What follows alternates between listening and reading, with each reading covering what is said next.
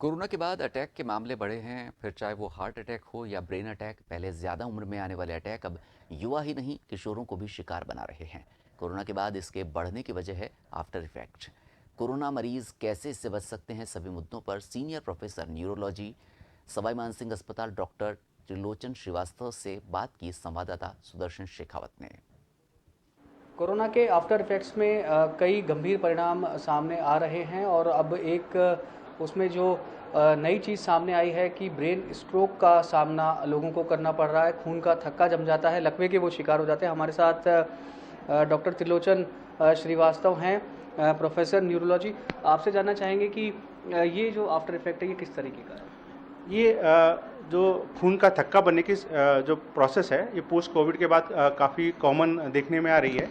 और ये ब्रेन की खून की धमनियों में भी थक्का बन जाता है, हार्ट की खून की धमनियों में भी थक्का बन जाता है, और दूसरे पार्ट की जो खून की धमनियाँ हैं वहाँ भी थक्का बन जाता है।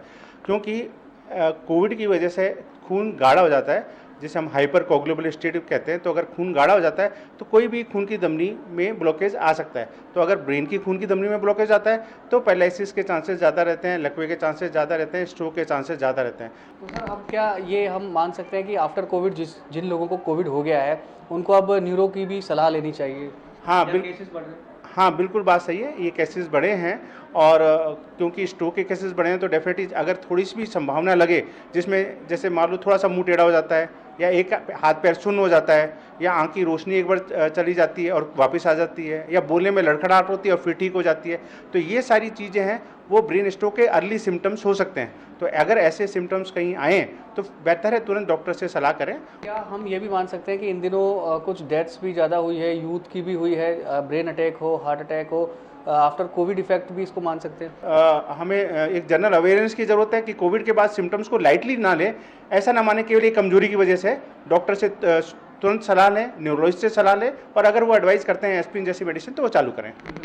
तो कोविड अभी गया या गया नहीं, लेकिन इसके जो आफ्टर इफेक्ट्स है वो काफ़ी खतरनाक है। न्यूरो में भी अब इसके जो मामले हैं वो सामने आने लगे। गिरधर चौधरी के साथ सुदर्शन शेखावत, जन टीवी, जयपुर। एक छोटे से ब्रेक के लिए रुक रहे हैं, जल्द हाजिर होते हैं।